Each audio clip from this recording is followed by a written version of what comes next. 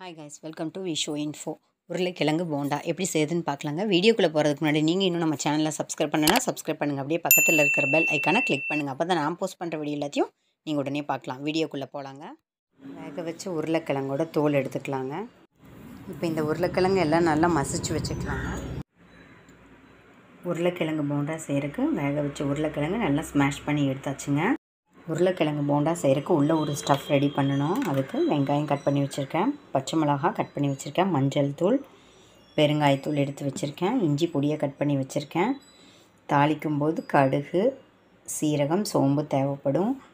இந்த வெங்காயம் நம்ம வதக்கும் போது ஒரு பல் பூண்டு சேர்த்து நல்லா வதக்கிக்கலாங்க. இப்போ எப்படி செய்கிறதுன்னு பார்க்கலாங்க. ஒரு பேனை ஹீட் பண்ணியாச்சுங்க. இப்போ இதில் நம்ம ஸ்டஃப் ரெடி பண்ணுறதுக்காக ஒரு டேபிள் ஸ்பூன் ஆயில் சேர்த்துக்கலாம். ஆயில் ஹீட் ஆகிடுச்சு. இப்போ நம்ம கடுகு சேர்த்துக்கலாங்க. ஒரு 1/4 ஸ்பூன் கடுகு சேர்த்துக்கலாம். கடுகு வெடித்த உடனே நம்ம எடுத்து வச்சுருக்கிற சோம்பு, சீரகம் சேர்த்துக்கலாம். ஒரு தடவை மிக்ஸ் பண்ணிக்கலாம். பெருங்காயத்தூள் சேர்த்துக்கலாம். இப்போ இஞ்சி, பச்சை மிளகாயெல்லாம் சேர்த்துக்கலாங்க. இதெல்லாம் நல்லா வதக்கிக்கலாம். இஞ்சி சேர்த்துக்கலாம், பூண்டு பல், கட் பண்ண வெங்காயம், இதையெல்லாம் நல்லா சேர்த்து மிக்ஸ் பண்ணிக்கலாங்க.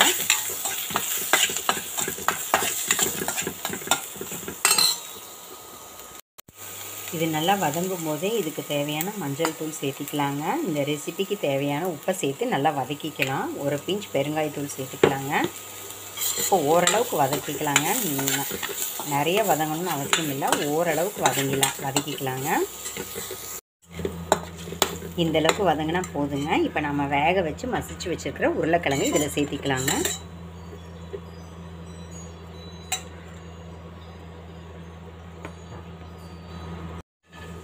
நம்ம சேர்த்த உருளைக்கிழங்கு நல்லா மிக்ஸ் பண்ணிக்கலாங்க. ஸ்டஃப் ரெடி ஆகிடுச்சுங்க. இப்போ இது ஆறின உடனே நல்லா பால் மாதிரி ரெடி பண்ணிக்கலாங்க. 2 வெத்தலை, 2 மிளகு, 1/2 டீஸ்பூன் சோம்பு, 2 காஞ்ச திராட்சை, இதையெல்லாம் சேர்த்து மத்தியானம் சாப்பிட்டதுக்கப்புறம் சாப்பிட்டுட்டு வாங்க. ஒரு 48 நாள் தொடர்ந்து சாப்பிட்டுட்டு வாங்க. கருப்பு வெத்தலை இல்லை ரெகுலர் வெத்தலை எது கிடைச்சாலும் நீங்கள் தவறாமல் ஒரு 48 நாள் சாப்பிட்டு பாருங்கள். வெயிட்டு நல்லா குறையுங்க. வெயிட்டு குறைக்கணும்னு நினைக்கிறவங்க இதை தவறாமல் சாப்பிட்டு பாருங்கள். உங்களுக்கே வித்தியாசம் தெரியும். நீங்கள் எந்த அளவுக்கு வெயிட் குறையணுமோ அது வரைக்கும் மட்டும் சாப்பிடுங்க. அதுக்கு மேலே தேவையில்லை. அதுக்கு மேலே சாப்பிட்டாலும் ஒரு ப்ராப்ளம் வராதுங்க. பாருங்கள், சின்ன சின்ன பால்ஸாக ரெடி பண்ணியாச்சுங்க. உங்களுக்கு எந்த சைஸில் போண்டா வேணுமோ அந்த சைஸுக்கு தகுந்த மாதிரி பாருங்கள். ஒன்று பெருசாக வச்சுருக்கேன். நமக்கு பிடிச்ச சைஸில் பெருசாகவும் செஞ்சுக்கலாம். பாருங்கள், இருக்கிறதே சின்ன சைஸ் காமிக்கிறேன். இந்த மாதிரியும் செஞ்சுக்கலாம். மிச்சமெல்லாம் மீடியம் சைஸும் செஞ்சுக்கலாம். நம்ம விருப்பம் தான். நம்ம குழந்தைங்க, நம்ம வீட்டில் இருக்கிறவங்க எப்படி விருப்பப்படுறாங்களோ அந்த மாதிரி செஞ்சுக்கலாங்க. இப்போ போண்டாவுக்கான மேல் மாவு ரெடி பண்ணிக்கலாம். கடலை மாவு, அரிசி மாவு, மஞ்சள் தூள், இந்த ரெசிபிக்கு தேவையான உப்பு, மிளகாய் தூள் எடுத்து வச்சுருக்கேன், பெருங்காயத்தூள் எடுத்து வச்சுருக்கேன். இப்போ மாவு மிக்ஸ் பண்ணிக்கலாங்க. பாருங்கள், ஒரு பவுல் எடுத்து வச்சுருக்கேன். இதில் நம்ம கடலை மாவு சேர்த்துக்கலாம். அரிசி மாவு எடுத்து வச்சுருக்கோம், அதையும் சேர்த்துக்கலாம். பெருங்காயத்தூள் சேர்த்துக்கலாம். மஞ்சள் தூள் உங்களுக்கு விருப்பம் இருந்தால் சேர்த்திக்கோங்க. இல்லாட்டி ஸ்டஃப்பில் சேர்த்ததுனால வேணான்னு நினச்சாலும் ஸ்கிப் பண்ணிடலாம். உப்பு, மிளகாய்த்தூள். இப்போ இதை நல்லா மிக்ஸ் பண்ணிக்கலாங்க. ஃபஸ்ட்டு இதை நல்லா மிக்ஸ் பண்ணிவிட்டு இதுக்கு தேவையான அளவுக்கு தண்ணி ஊற்றிக்கலாம். நிறைய தண்ணி ஊற்றிடாதீங்க, அப்புறம் போண்டா போடுறப்ப கஷ்டமாக தெரியும். கொஞ்சம் கொஞ்சமாக தண்ணி மிக்ஸ் பண்ணிக்கோங்க. பாருங்கள், கொஞ்சமாக மிக்ஸ் பண்ணிக்கலாம். போண்டா பக்குவத்துக்கு மிக்ஸ் பண்ணிக்கலாங்க. ஸ்டஃப் ரெடியாக இருக்குது, மேல் மாவு ரெடியாக இருக்குது. இப்போ போண்டா போட ஆரம்பிச்சிடலாங்க. எப்படி போடுறதுன்னு பார்க்கலாம். பாருங்கள், இப்போ போண்டா போட ஆரம்பிச்சிடலாம். ஒன்றும் ஓரளவுக்கு டெம்பரேச்சர் ஏறுனா போதும். நம்ம கரெக்டாக பார்த்து வச்சுக்கலாங்க. மெதுவாக எடுத்து போடலாம். எண்ணெயில் விடும்போது ஜாக்கிரதையாக விடலாங்க.